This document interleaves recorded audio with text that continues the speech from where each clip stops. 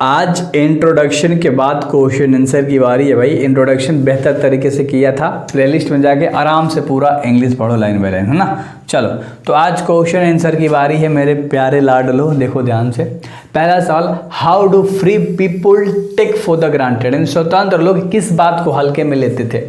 Take for granted यानी कि बहुत हल्के में लेते थे यार। जो स्वतंत्र इंसान थे, फ्री पीपुल्स थे, है ना। तो इसका आंसर ध्यान से देखना, हिंदी इंग्लिश सब कराऊंगा, मजे से सब समझ में आएगा। All free peoples take for granted that without free press that can he know free people it is reality। यानी सभी स्वतंत्र लोग जो थे ना मेरे भाई, वो मानते थे the free peoples take for the granted, है ना, that without a free press यानी कि बिना स्वतंत्र के, बिना कोई भी स्वतंत्र प्रेस के मेरे भाई, can be no free peoples it is reality यानी कोई भी व्यक्ति जो है ना वो नहीं रह सकता है ना। अगर मान लो किसी इंसान को आज़ादी ना मिलेगी, है ना, और फ्रीडम नहीं मिलेगा तो कैसे रहेगा। सभी स्वतंत्र लोग यह मानते हैं कि स्वतंत्र प्रेस मेरे भाई, प्रेस के बिना कोई भी स्वतंत्र व्यक्ति नहीं रह सकता है। चलो क्लियर है ना, बिल्कुल अच्छे से आपको समझ में आ गया होगा। अगला सवाल देखते हैं जो 2 नंबर का सवाल है। Are there restrictions of press in time of war यानी क्या युद्ध के समय प्रेस पे प्रतिबंध लगाना सही है? चलो तो देखो ध्यान से, yes there are restrictions of press time war यानी युद्ध के दौरान, है ना, जब देश में युद्ध छिड़ता है तो उस समय प्रतिबंध लगाना बिल्कुल सही है। At that last all have to be restricted, है ना। चलो तो इसलिए उस पर सभी पर प्रतिबंध लगाना पड़ता है। चलिए जी, बहुत अच्छे से समझ में आ रही है सारी चीज़ें। अगला सवाल है 3 नंबर का। 3 नंबर का सवाल क्या है? What do you mean by the term free press? Free press का मतलब क्या है आपको बताना है अपने शब्दों में। चलो, by the term free press we usually mean freedom in a very technical and restricted sense। यानी कि देखो प्रतिबंध लगाना एक तकनीकी आम तौर पर हमारा जो हक है मेरे भाई, वो प्रेस के शब्दों में बता रहा है।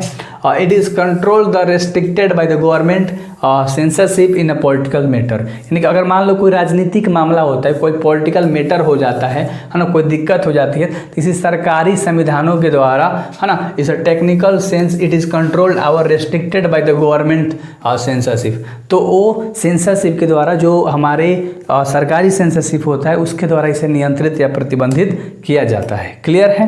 क्लियर है। अगला सवाल देख लो जो 4 नंबर का सवाल है।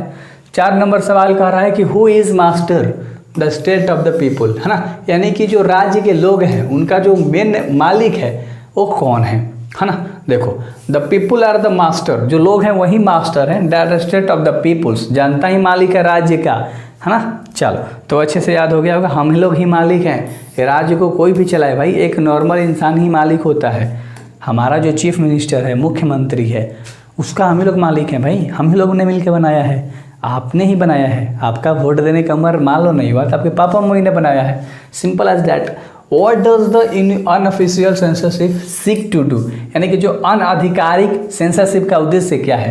अनअधिकारी होता है सेंसरशिप सीख, है ना, यानी कि अनअधिकारी का मतलब होता है कि उसके पास मतलब विकलांग टाइप से बोल सकते हो, सीख मतलब बीमार टाइप से, है ना। देखो, The heaviest restrictions upon the freedom of public opinion is not to be official censorship of a press but the unofficial censorship by the press। कह रहा है कि जनमत की स्वतंत्रता पर सबसे भारी जो प्रतिबंध है ना, वो प्रेस की अधिकारी, है ना, प्रेस की आधिकारिक सेंसरशिप नहीं है बल्कि प्रेस द्वारा की गई अनौपचारिक सेंसरशिप है ना। चलो तो क्लियर है, बस आपको समझना है, थोड़ा मोड़ा रटना है हर क्वेश्चन से, है ना। ज़्यादा आपको इंट्रोडक्शन पे ध्यान देना है, ऑब्जेक्टिव पे ध्यान देना है, समरी पे ध्यान देना है। अगर वो 3 चीज़ करते हो तो चैप्टर के थीम समझ में आ जाता है और फिर आप चैप्टर कर लेते हो। नेम 2 सोर्सेस रेवेन्यू न्यूज़पेपर, 2 को साधन बताना है जो कमीनी का, जो न्यूज़पेपर से आता था, यूजुअली सर्वाइवल, जिससे वो न्यूज़पेपर चल पाता था, न्यूज़पेपर जो था। The 2 source of revenue newspaper usually survive on the, यानी 2 उसके मुख्य स्रोत थे जिस पे वो सर्वाइव कर रहा था, मतलब चल रहा था जो प्रेस था। एडवर्टाइजमेंट एक था और एक company and that ban on the company that on it's, और एक कंपनी खुद ब खुद कुछ ना कुछ करता था उसके द्वारा, है ना। चलो तो अच्छे से आपको याद हो गया होगा मेरे भाई। तो एक कंपनी का मुख्य स्रोत था और एक एडवर्टाइजमेंट यानी प्रचार से कमाई होती थी। अगला है B.23, है ना, यानी कि पहला सवाल इसमें हम लोग करेंगे। हम हर क्वेश्चन आंसर को कराते हैं तो भाई अच्छे से करो, यहाँ से बिल्कुल मचा दोगे, है ना। देखो, what are two basic assumptions about the public, यानी कि पब्लिक यानी जनता के बारे में आपको दो बुनियादी धाराएं बतानी है, बातें बतानी है। The first assumptions about the public is that they have not wit their own, secondly that can be made to be believe anything, यानी जनता के बारे में पहली धारणा तो यह है कि उसके पास स्वयं की बुद्धि नहीं होती है।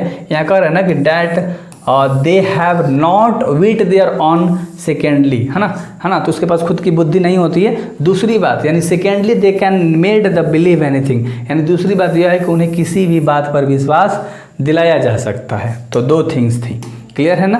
पहला तो उनके पास दिमाग नहीं है और दूसरा कोई भी बात पर उनसे हाँ बुलवाया जा सकता है।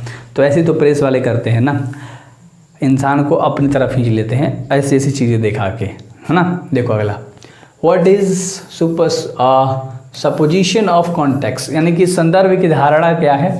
तो the consumption of context is that readers can be made to be believe anything, यानी कि जो धारणा है ना वो पाठकों को किसी भी बात पर विश्वास दिलाया जा सकता है। यहाँ पर पाठकों दे दिया है मेरे भाई, यानी कि कॉन्टेक्स्ट यानी कि सुपोजिशन कॉन्टेक्स्ट एट रीडर्स, यानी कि एक आम तौर पे किसी भी इंसान को ना झूठी विश्वास धारणा दी जा सकती है, तो धारणा दी जा सकती है। और आगे ये क्वेश्चन आंसर है, एक बार ले लो स्क्रीनशॉट, क्योंकि ज़्यादा मैं नहीं करूँगा। तो आपको दिख रहा है कि name two things that make report enable reading, यानी कि आपको बताना है रिपोर्ट के अविश्वसनीय चीज़ों के बारे में। तो inaccurate reporting of a fact and perversions make their report unreliable, यानी कि तथ्यों का गलत जवाब देना और विकृतियाँ रिपोर्ट को, है ना, तो अविश्वसनीय बनाना। तो ये सब देख सकते हो, बस ख़त्म ही हो गया यार, एक ही क्वेश्चन था ना। चलो आगे ऑब्जेक्टिव है, तो जाके प्लेलिस्ट में देखो ऑब्जेक्टिव वाला, 12th objective all chapter English है, तो अच्छे से देख सकते हो।